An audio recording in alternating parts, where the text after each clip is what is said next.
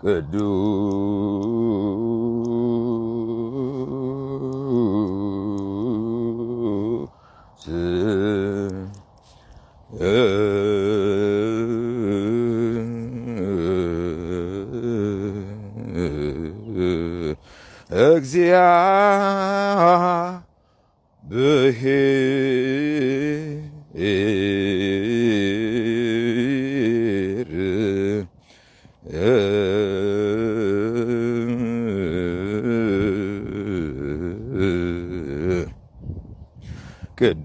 ቅዱስ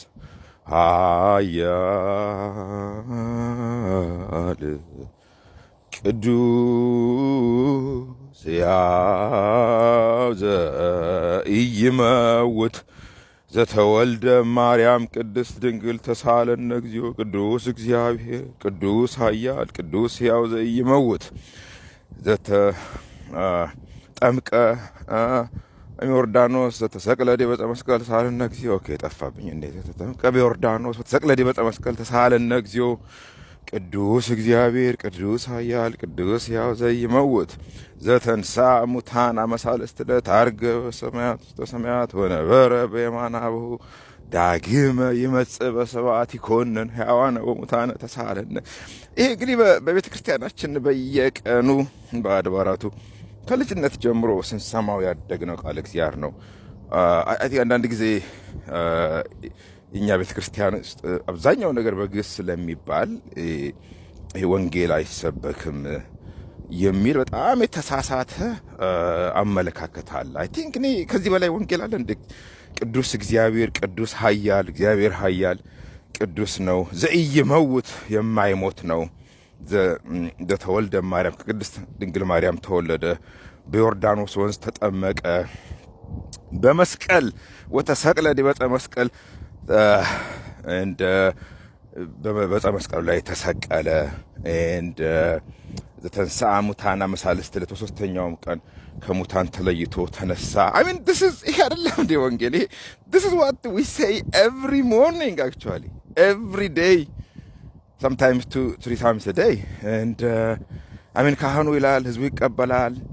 አይኖ በግዕዝ ስለሆነ አብዛኛውን ጊዜ የምንለው ብዙ ትኩረት አልተሰጠው ሊሆን ይችላል እና አይ ቲንክ ኮንፊደንስ ሊኖረን ይገባል ኦርቶዶክሶች። ኤንድ የዚህ የዶክተር ቀሲስ መብራቱ ኪሮስን መጽሐፍ የወደድኩት ለዚህ ነው። ብዙውን ጊዜ በግዕዝ የተጻፉ በርቀት እንደ ልማድ ብቻ የምናያቸውን ነገሮች ለእኛ በሚገባን በምንረዳው ቋንቋ ያብራራል። ቅዳሴን ለምሳሌ ከመጀመሪያ ጀምሮ የክርስቶስ ሥጋው ደግሞ ሲፈተት የክርስቶስ ማዕድ ላይ ቅዳሴ ማለት ኤቭሪዴይ ለእግዚአብሔር ምስጋና የምናቀርብበት ኤቭሪዴይ። ምክንያቱም እምነት ብቻውን በቂ አይደለም። ኤቭሪዴይ ህይወታችንን የምናስገዛበት የምንገልጽበት መንገድ አለ።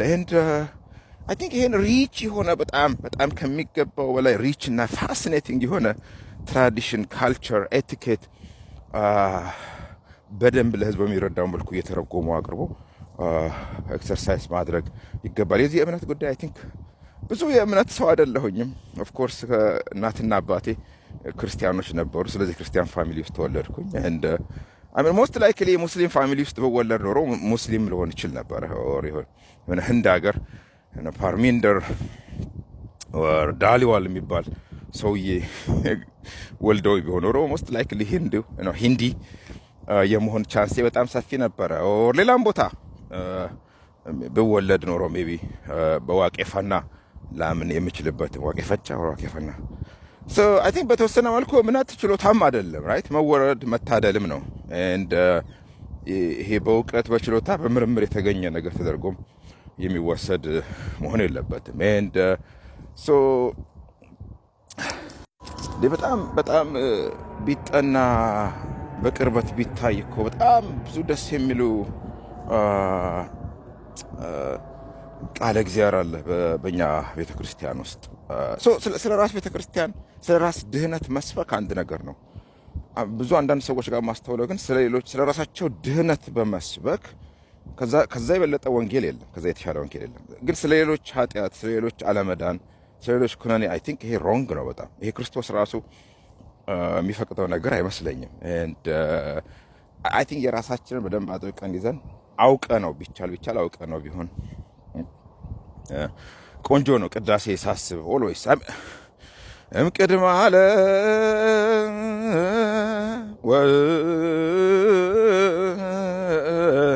እስከ ለዓለም ይላሉ። ቅዳሴ ነው። ቅዳሴ ዲዮስቆሮስ ረሳት አሎ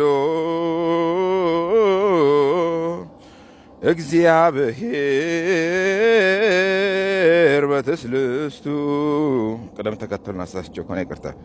እግዚአብሔር በመለኮቱ እግዚአብሔር በመንግስቱ መጀመሪያ መሰለኝ መጨረሻ በትስልስቱ ከዓለም አስቀድሞ እግዚአብሔር በመለኮቱ ነበረ በሶስትነት በመንግስቱም በጣም ደስ የሚሉ በአማርኛ ተተርጉሞ ተብራርተው ለህዝቡ ስላልቀረው አንዳንድ ጊዜ የምናመልከው ነው ኤቭሪዴይ የምናደርገውን ነገር በደንብ አለማወቃችን የተነሳ አንዳንድ ኮንፊዥን ይፈጠራሉ። በዛ ላይ ደግሞ የሰሞኑን አይነት የብፁዕ አባታችን ንግግር የበለጠ ኮንፊዥን ይፈጥራል። አሜን። ትላንት እንደተናገርኩትኝ ስለ ክርስቶስ አዳኝነት መስበክ ራሱን የቻለ በጣም ሰፊ ቶፒክ ነው። ራሱ ተገልጾ ማያልቅ ማያባራ ቀለም የማይበቃው ቃላት የማይገልጹት ፔን ስቃይ እንዲያን ደግሞ የኛ ቤተክርስቲያን በሰሙነ ሕማማት በተለይ በደንብ ግብረ ሕማማት የሚባል መጽሐፍ መሰለኝ በደንብ ተደርሷል። እያንዳንዱ ስቴፕ ባይ ስቴፕ እያንዳንዱ በቅደም ተከተለ እሱ አልወጣም፣ በደንብ አልተነገረም። አዚፍ እንደው ቀኑን ሙሉ የገድልና ተአምር ብቻ ስናነብ የምንውል ይመስላቸዋል መሰለኝ አንዳንድ ሰዎች።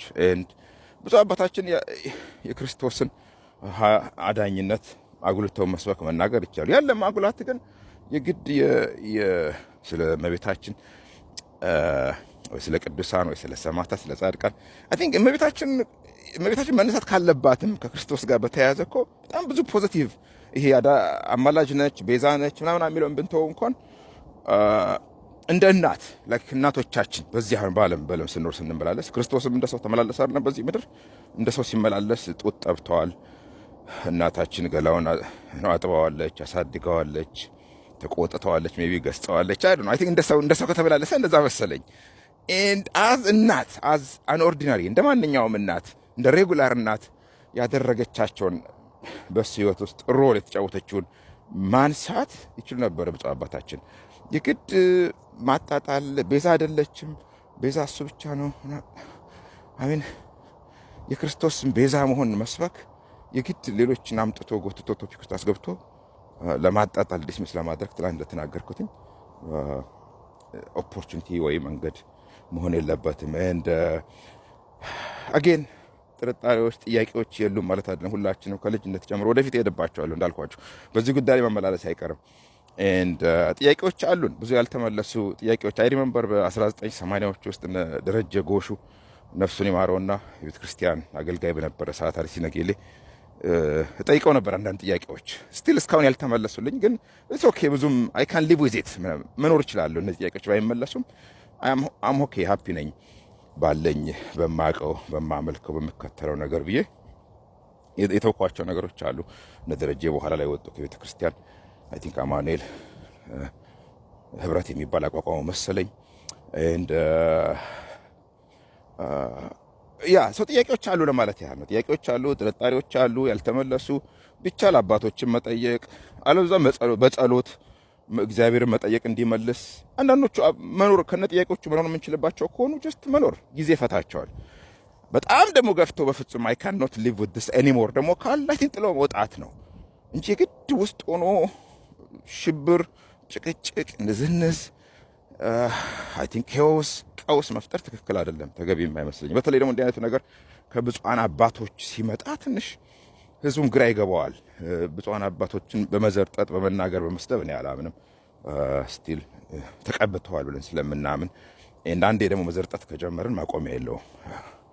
እንወይስ ዛሬ የጠዋት ወኬን ሳደርግ ይሄ ስለተገለጠልኝ ሼር ላርጋችሁ ብዬ ነው። በያላችሁበት መልካም ቀን ይሁንላችሁ። መልካም ስራ በያላችሁበት።